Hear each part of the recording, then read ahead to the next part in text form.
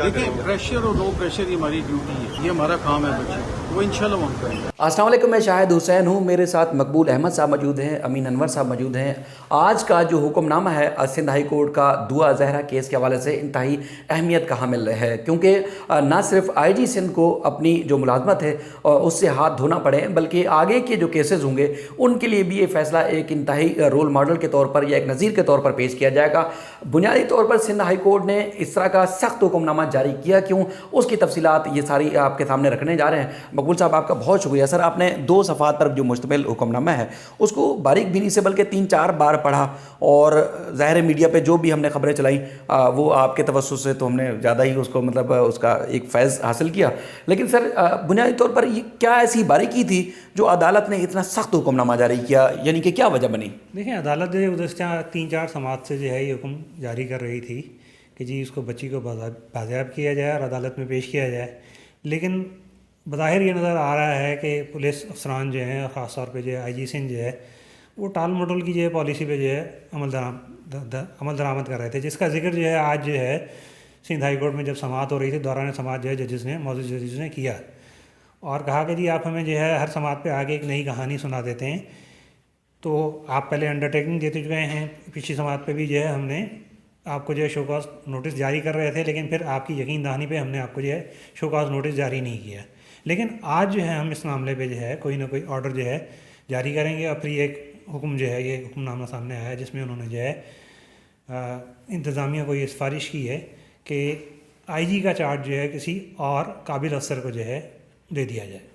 تو اس میں ایک تو یہ ہے کہ شیلا رضا، جس طرح بیچ میں آپ نے دیکھا ہوگا کہ وہ گفتگو کر رہی ہیں کہ اس میں مانسہرہ پولیس کچھ وکلا جو ہے وہ خاص طور پر دعا زہرا کی بازیابی سے متعلق جو ہے وہ ان کو سہولت فراہم کر رہی ہیں، یعنی کہ بازیاب نہ ہو سکے۔ تو عدالت اب مزید جو حکم نامہ ہے، یعنی کہ دعا زہرا کی بازیابی کے حوالے سے جو حکم نامہ ہے، اب وہ اس پہ کون عمل درآمد کرے گا، کس کو ٹاسک دیا گیا ہے؟ کیونکہ لڑکی کا تو عدالت نے کہا کہ اس کو بازیاب کرا کر عدالت میں پیش کیا جائے۔ نہیں، دیکھیں، جیسے کہ آج عدالت نے جو ہے دوران سماعت جو ہے واضح کیا کہ جو آپ کو جو ہے اس صوبے کے جو ہے کوئی اعلیٰ رینک کے جو افسر جو ہیں ان سے رابطہ کرنے کی ضرورت نہیں ہے، جس تھانے کی حدود میں ہو جس جو ہے وہاں کی جو ہے پولیس اسٹیشن کو جو ہے آپ انفارم کریں، وہاں کے ایس ایچ او کو انفارم کریں، اور اس بچی کو جو ہے حفاظتی تحویل میں لے لیں اور اس کو جو ہے عدالت میں پیش کر لیں۔ صرف اتنا سے جو ہے کام کرنا ہے پولیس نے، جس کو جو پولیس جو ہے اتنا الجھا رہی ہے۔ نہیں تو اس میں تو اس کا مطلب یہ ہے کہ پولیس اور اس کے علاوہ جو حکومت سندھ ہے وہ تو یہ کوشش میں نا کہ عدالت، یعنی کہ سندھ ہائی کورٹ آرڈر دے آئی جی کے پی کو یا ڈی آئی جی مانسہرہ یا اس طرح کے جو بھی وہاں کے ہائی ایپس ہیں ان کو آرڈر دے، لیکن عدالت یہ بات کو کہتی ہے کہ متعلقہ تھانے سے ہی آپ جا کے ان کو اجازت یا ان کے ساتھ مطلب ان سے بات چیت کر کے آپ ریکور کرا سکتے ہیں۔ نہیں، دیکھیں، اس کسی ہائی ایپس کو حکم نامہ دینے کی ضرورت نہیں ہے۔ اس قسم کے جو ہے معاملات میں طریقہ کار جو ہے ہمیشہ سے یہی رہا ہے کہ اگر آپ نے کسی جو ہے ملزم کو جو ہے دوسرے صوبے سے تحویل میں لینا ہے تو جس تھانے کی حدود میں ہے وہ اس تھانے کو بس آپ انفارم کریں اور اس کو اپنی تحویل میں لے لیں۔ اگر آپ نے جو ہے ٹرانزٹری ریمانڈ لینا ہے، اس کا آدھاری ریمانڈ جو کہلاتا ہے وہ لینا ہے، تو آپ جوڈیشل مجسٹریٹ سے جو ہے یا متعلقہ عدالت سے جو ہے اس کا آدھاری ریمانڈ لیں اور اس کو لے آئیں۔ تو یہ ایک طریقہ کار ہوتا ہے، سمپل سا طریقہ کار۔ اس میں ضروری نہیں ہے کہ آپ جو ہے وہاں کے جو ہوم سیکرٹری کو یا وہاں کے آئی جی کو، ڈی آئی جی کو درخواست دیں اور اس کے بعد جو ہے پھر آپ کارروائی کریں۔ اور اس کیس میں جو ایک موقع پر بھی جو ہے یہ موقع آیا تھا کہ جب اس نے دعا زہرا نے جو ہے جوڈیشل مجسٹریٹ کے سامنے 164 کا بیان ریکارڈ کروایا، تو جو اس کیس کے آئی او ہیں وہاں عدالت میں موجود تھے اور انہوں نے اس کو جو ہے اپنی حفاظتی تحویل میں نہیں لیا اس بچی کو جو ہے۔ تو اس کا مطلب یہ ہے کہ پولیس شروع سے دلچسپی نہیں لے رہی تھی، اب جو ان کے دعا کے والدین ہیں ان کا جو خدشہ تھا وہ درست ثابت ہوا، کیونکہ عدالت نے جو کہا، بار بار کہا کہ پولیس ہمیں کہانیاں سنا رہی ہے، بچی کو بازیاب نہیں کرا رہی۔ جی بالکل، جو ہے عدالت نے ایک موقع پر یہ بھی کہا کہ بھئی یہ اتنے عام جو ہے مجرم جو ہے وہ تو پکڑے جاتے ہیں اور وہ جو ہے ان کے بارے میں جو ہے یہ ہوتا ہے، لیکن یہ جو ایک بچی کا کیس ہے تو اس میں تو لگ رہا ہے کہ جو کچھ بہت جو ہے بااثر لوگ، جو رویہ ہے پولیس کا، اس سے یہ لگ رہا ہے کہ شاید اس کے پیچھے کچھ بااثر لوگ ہیں جو یہ جو ہے اس کو جو ہے بچی کو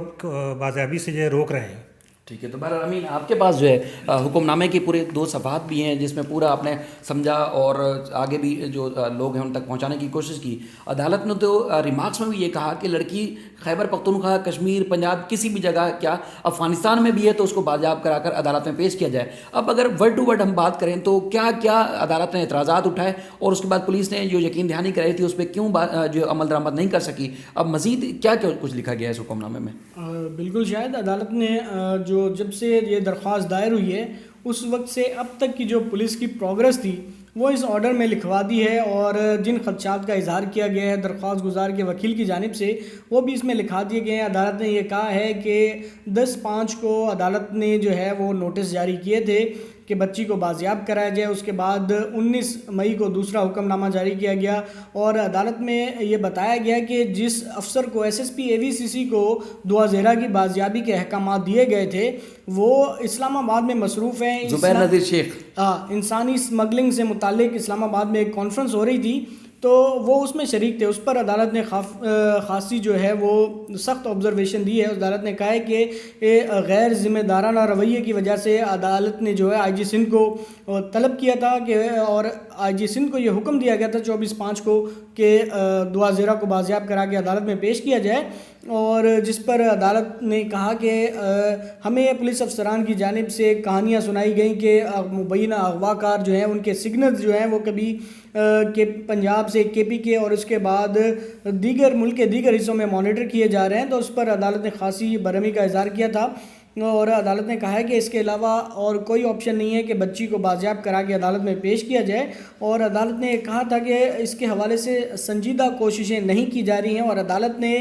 ابھی تک تحمل کا مظاہرہ کیا ہے، اور IG سندھ کی یقین دہانی پر عدالت نے آج تک کی مہلت دی تھی کہ دعا زہرا کو بازیاب کرا کے پیش کر دیا جائے، لیکن آج بھی عدالت نے کہا کہ وہی خیالی کہانیاں جو ہیں وہ اور اسی طرح کی وضاحتیں پیش کی گئی، اور عدالت میں ایڈوکیٹ جنرل سندھ نے یہ کہا کہ DIG اور SSP ہزارہ کو سندھ ہائی کورٹ جو ہے وہ نوٹس جاری کرے تاکہ وہ بچی کی بازیابی کے لیے کوششیں کریں، تو اس پر عدالت نے خاصی حیرانگی کا اظہار کیا کہ کیا اس عدالت کو دائرہ اختیار ہے کہ وہ DIG اور SSP ہزارہ کو جو ہے وہ نوٹس جاری کرے، تو اس پر ایڈوکیٹ جنرل سندھ نے کوئی واضح جواب نہیں دیا۔ عدالت نے یہ کہا ہے، اور عدالت نے کہا ہے کہ اپنی آبزرویشن میں کامران فضل کو جو IG سندھ نے انہیں بار بار احکامات جاری کیے گئے تھے کہ وہ اپنی ذمہ داریاں ادا کریں، لیکن وہ اس پر تیار نہیں تھے، لہٰذا انہیں شو کاز نوٹس جاری کیا جاتا ہے اور انہیں بیان حلفی طلب کیا گیا ہے، اور عدالت نے کہا ہے کہ کیوں نہ ان کے خلاف توہین عدالت کی کارروائی کی جائے عدالتی احکامات پر عمل درآمد نہ کرنے کے حوالے سے، اور اس کے علاوہ عدالت نے کہا ہے کہ IG سندھ کے جو عہدے کا چارج ہے وہ فوری طور پر ایک قابل افسر کے حوالے کیا جائے، اور عدالت نے IG سندھ کی قابلیت کے حوالے سے کا جو معاملہ ہے وہ اسٹیبلشمنٹ ڈویژن کے اوپر چھوڑا ہے، اور ان کو کہا ہے کہ وہ ایک مناسب عرصے میں اس معاملے میں اپنی رائے قائم کریں کہ اور انکوائری بھی ہونی چاہیے کہ کامران فضل عوامی زندگی اور آزادی سے متعلق کوئی عہدہ دیے جانے کے قابل ہیں یا نہیں، اور یہ عمل جو ہے وہ جلد از جلد مکمل کیا جائے۔ عدالت نے اپنے یہ حکم میں کہا ہے، اس کے ساتھ ساتھ عدالت نے IG سندھ کو کہا ہے کہ وہ IG سندھ کا جو عہدہ ہے موجودہ ذمہ داریاں چارج فوری طور پر ایک قابل افسر کو دی جائیں، اور عدالت کے یہ جو احکامات ہیں وہ MIT2 ممبر انسپیکشن ٹیم جو سندھ ہائی کورٹ میں ہے وہ نئے آنے والے افسر کو عدالتی احکامات سے آگاہ کریں کہ جو دعا زہرا کی بازیابی ہے، بچی کی بازیابی ہے، اس کے حوالے سے سندھ ہائی کورٹ کے احکامات ان تک پہنچائے جائیں۔ اور اس کے علاوہ میں نے جیسا کہ پہلے ذکر کیا کہ درخواست گزار کے وکیل نے عدالت کو بتایا کہ پولیس بعض اوقات مغویہ کے بالکل قریب تھی، لیکن متعلقہ افسران دعا زہرا کو حفاظتی تحویل لینے میں ناکام رہے، تو جس پر عدالت نے اب یہ ذمہ داری دی ہے DIG CIA کو کہ اس تمام کارروائی میں جو افسران شامل تھے ان کے نام اور اس کے عہدوں کی جو فہرست ہے وہ عدالت میں پیش کی جائے، اور اس سہولت کاری میں سندھ پولیس کے وہ اہلکار جو ان تمام ریڈز میں ان کارروائیوں میں شامل ہیں ان کے نام اور عہدے سندھ ہائی کورٹ نے کہا ہے کہ آئندہ سماعت پر پیش کریں تاکہ وہ جائزہ لے سکیں کہ اس حوالے سے